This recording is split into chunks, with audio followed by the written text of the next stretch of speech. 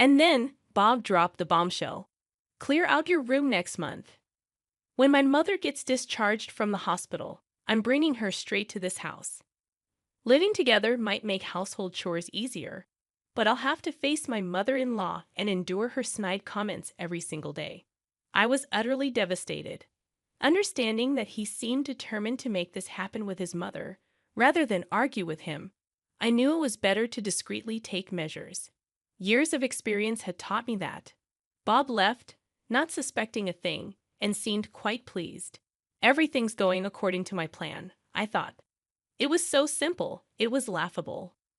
A few hours later, after tidying up and taking a break, my phone rang loudly. It was a frantic call from Bob. Hey, what the heck? The house is empty.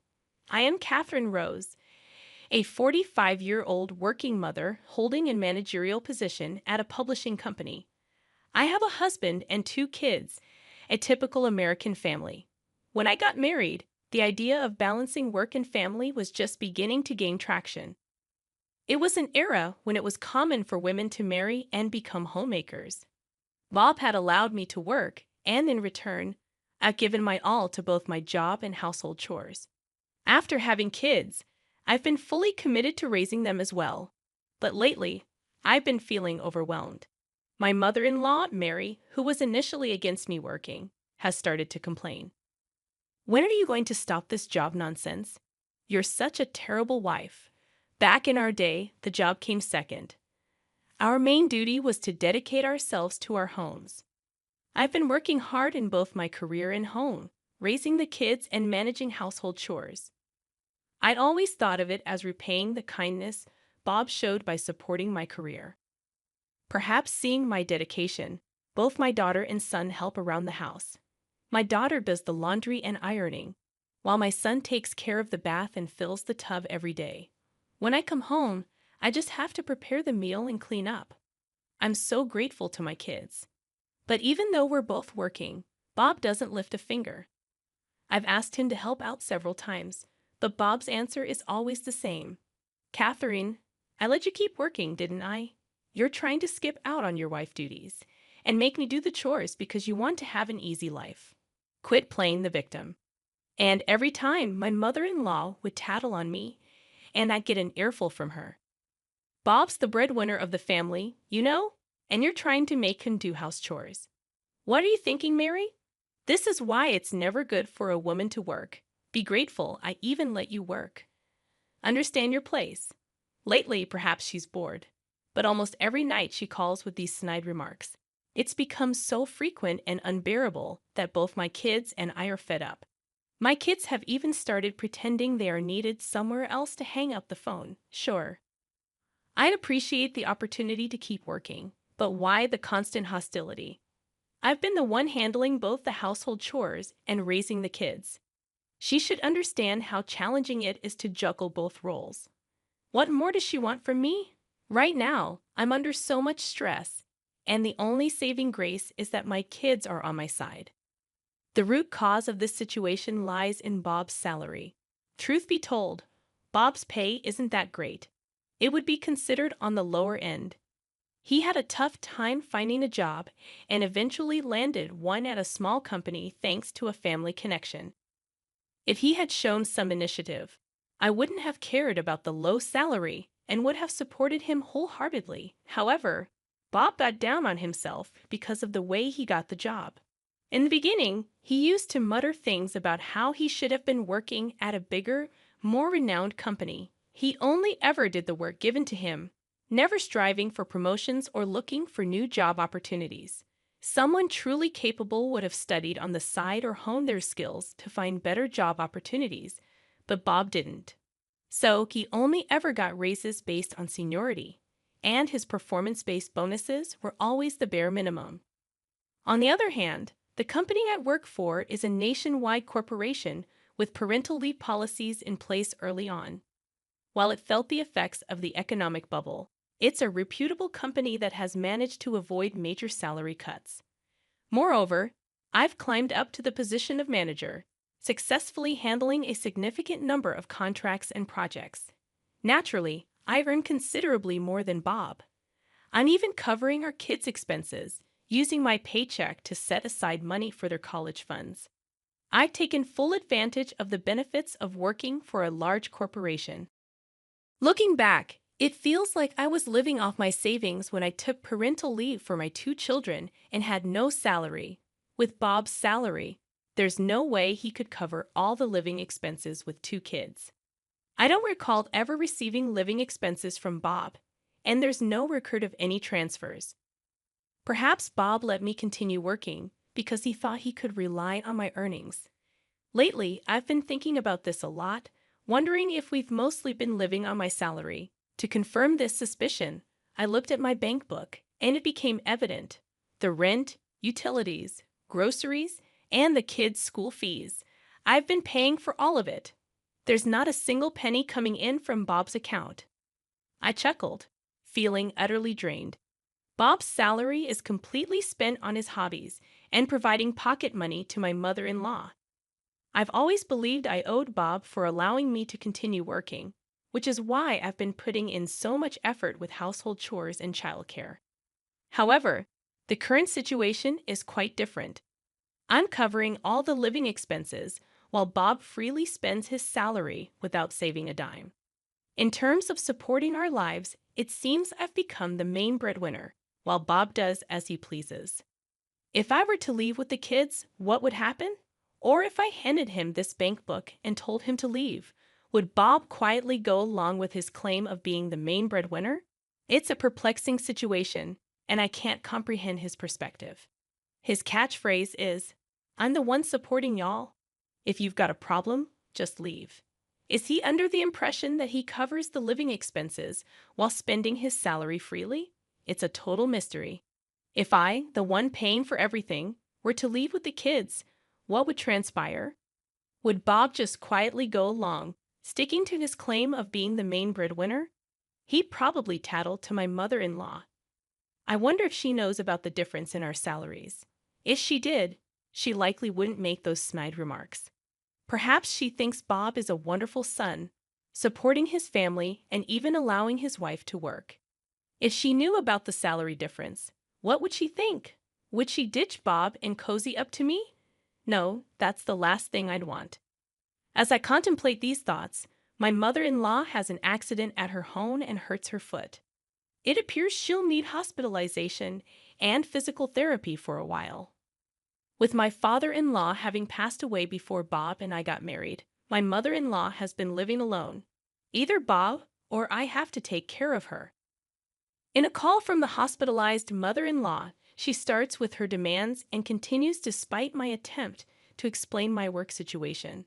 I decide to let Bob handle her, given the stress of being criticized by her for working. When I ask Bob to care for my mother-in-law, he complains immediately. "Hey, Catherine, why aren't you looking after Mom? I'm working too, you know." Despite being his mother, he shifts all caregiving responsibilities to his wife.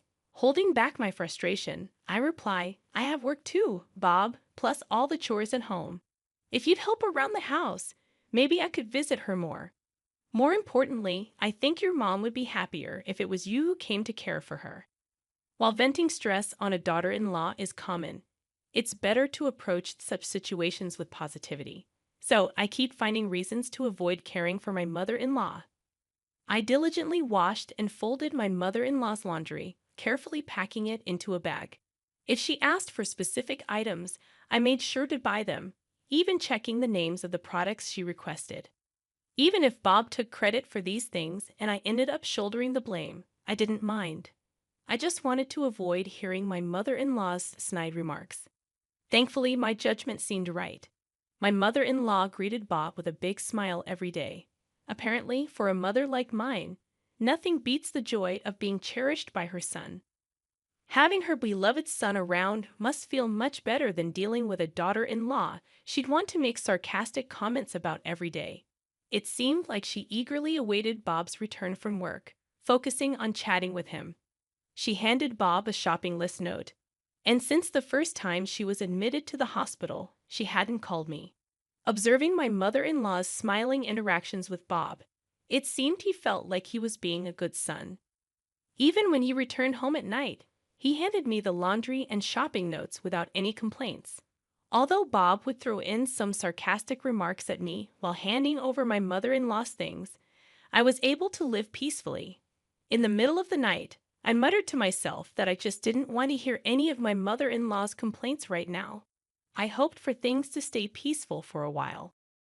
However, injuries took a toll on my mother-in-law's age, and despite my efforts through Bob for her rehab, she tended to skip it. Delighted with her son's visits, she would wait in her room for Bob's arrival, making various requests. While my mother-in-law rarely called on me directly, I was the one who actually fulfilled her requests, running errands, doing laundry, and even bringing her snacks. All she did was sit in her hospital room, chatting cheerfully with her son, while I handled the housework.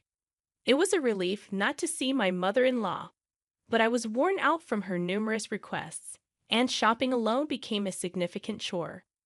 Understanding that living alone was inconvenient with her weakened legs, my mother-in-law made a shocking request to Bob.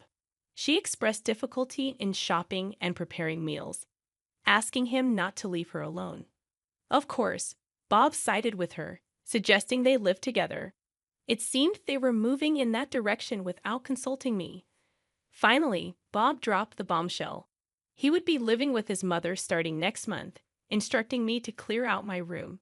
From the perspective of efficiency in household chores, it made sense for my mother-in-law to live with us. However, I was now faced with the prospect of seeing my mother-in-law every day and enduring her nagging. Despite my downcast feelings, Bob acted as if it was already decided that we would all live together. "I understand," I replied with little energy. Bob seemed determined to force this co-living situation, regardless of the despair I felt. It might be better to secretly make plans rather than argue about it. I knew this from years of experience. While Bob and my mother-in-law happily planned for the move, I constantly thought about how I could escape. I have my own room where I gather and review work materials. It's like a study or an office, essential for me. Bob wants me to give it up. Without this room, my work would be impacted, and I might have to come home even later than I do now. I muttered to myself while staring at the bookshelf, wondering where to move all these books and documents. I can't leave them at home if we live with my mother-in-law. They're too important to risk getting thrown away or damaged. It may sound like something out of a TV drama, but I really fear she might throw them out, especially since she'll probably target what she knows is important to me. And if I dare complain, she'll feign ignorance and run to Bob for support. There will be no peace for me in this house once we start living together. I can see her bossing me around and making snide remarks about my work, wearing me out. What should I do? If my mother-in-law is coming to this house, I had a sudden realization.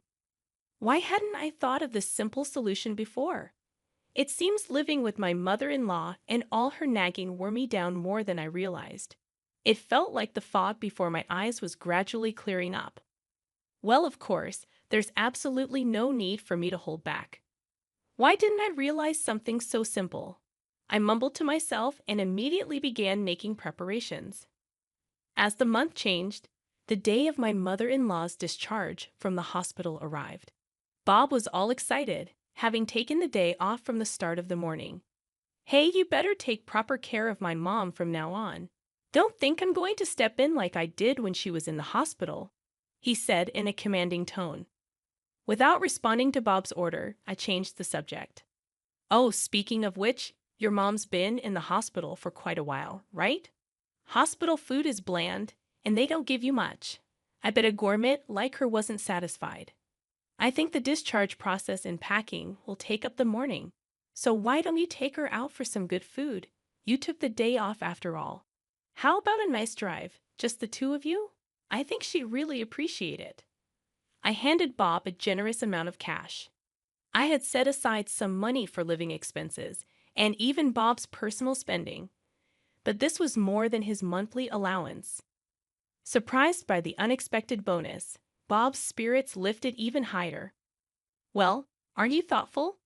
All right, I'll use this money and go for a drive with my mom. I'll give you a call when we decide about dinner. Make sure the house is in tip-top shape for my mom. All right. Without a hint of suspicion, Bob happily left. Everything was going just as I had planned. It was almost too simple. I couldn't help but laugh. This should buy me some time. I eagerly anticipated Bob and my mother-in-law's return as I continued tidying up the house. It was crucial to finish cleaning before they came back. A few hours later, just as I was taking a break after completing my tasks, my cell phone rang loudly. The call came in a flustered tone from Bob. "Hey, what's going on? The house is empty." That's right. After Bob went to pick up my mother-in-law, I moved all our stuff to the new house we just rented. Of course, I left some of Bob's personal belongings and a bed for my mother-in-law in the room. "Oh, you're back already. You told me to clear out the room, so I emptied both the room and the living room for Mom to feel comfortable. From now on, please enjoy your time with her," I responded nonchalantly, which only infuriated Bob. "You've got to be kidding me. The living room and kitchen are totally empty. After all I've done to support this family, how could you?" There it was, his go-to line. He seemed to believe that saying this put him in a superior position. How naive. "No, Bob. I've been the one supporting the family, including you. Weren't you spending your paycheck on pocket money for your mom and your own hobbies, and yet you demand an allowance from the family budget? How does that make you the breadwinner?" Bob seemed surprised by my resistance, but he retorted nonetheless. His argument, however, was nonsensical. "Shut it. I'm the man here. I'm the head of this household. You, as my wife, should just do as I say. Now put everything back the way it was." "No thanks. I bought all the furniture in the living room and all the kitchenware with my salary. The kids are with me, so don't worry. I also paid for the rent, utilities, and groceries of that house. So, in reality, I'm the breadwinner. Why did you decide to live with your mom without consulting me? I can't live with someone so selfish as you. Wish you can be the provider. Now live your life as you please." It seemed that Bob finally realized my intentions. "Hold on. Are you saying the rent for this place I've paid up until the end of this month, but from next month you'll need to handle it?" I've also canceled all the automatic payments for electricity, gas, and the internet. So good luck with that. Bob's words probably tipped off the situation. My mother-in-law also started making a racket in a loud voice. "How could you do this, Catherine? Just because you have a job doesn't mean you can act all high and mighty. Fine, Bob and I will live here in luxury." Oh, does my mother-in-law not know about Bob's earnings? I hope you can have that luxurious life. That is, if your son can afford it anyway. Goodbye. Wait, Catherine. Where are you right now? I didn't bother listening to the rest of Bob's rant. I hung up and blocked both Bob and my mother-in-law's numbers. The aftermath unfolded as expected. With his meager salary from an uninspiring job at a small company, Bob had little left after paying the rent and utilities for the needlessly spacious apartment that once housed a family of 4. Constant bickering between Bob and my mother-in-law became a regular occurrence. In their new, oversized living space, complaints about meals were met with retorts like, "Can't you provide something better for your mother? And shut up. If you want something else, make it yourself. You're just making excuses, saying walking is too hard after slacking off on your rehab. You don't do anything at home, Mom. You're just wasting time." Neglecting her rehabilitation, my mother-in-law's legs weakened, and she refused to engage in any home workouts. Frustration crept in as her unreasonable demands on Bob increased. There were even concerns about early signs of Alzheimer's. Adding my mother-in-law's pension, their financial situation felt like poverty. Moving to a smaller, more suitable place seemed logical, but it appeared Bob hadn't considered it. Since that incident, I had blocked all communication from both Bob and my mother-in-law. They didn't know our new address, and any attempts to contact me were futile. Their living situation was on the verge of collapse. With a decent income, thanks to my children's help, I managed to lease a nice apartment where each of my kids had their own room. A spacious room served as both a bedroom and workspace. Although the rent might be a bit high, Without Bob in the picture, I was saving more than enough. My children, tired of being belittled by their father, were now living freely. Their helpfulness around the house was evident, and chores felt good without the constant criticism. Praising and thanking them for their assistance became a normal occurrence, and I was glad my children hadn't become bitter. Heading back to the apartment where my kids awaited, I initiated divorce proceedings through a lawyer. I lived on my salary while Bob spent all his earnings on himself and my mother-in-law, a valid reason for divorce in my book. Bob tried to argue against it, but my lawyer shut him down every time. His claim of being the breadwinner without contributing was labeled as verbal and financial abuse. In exchange for not seeking alimony and child support, I got custody of the kids. We agreed on no property division since the savings for the kids' college were from my earnings. Grateful that the car and house were in my name and rented, I could now focus on my job without complaints. With the money saved for college and my future earnings, I planned to support my kids in whatever they wanted to pursue. Today, I was determined to work hard,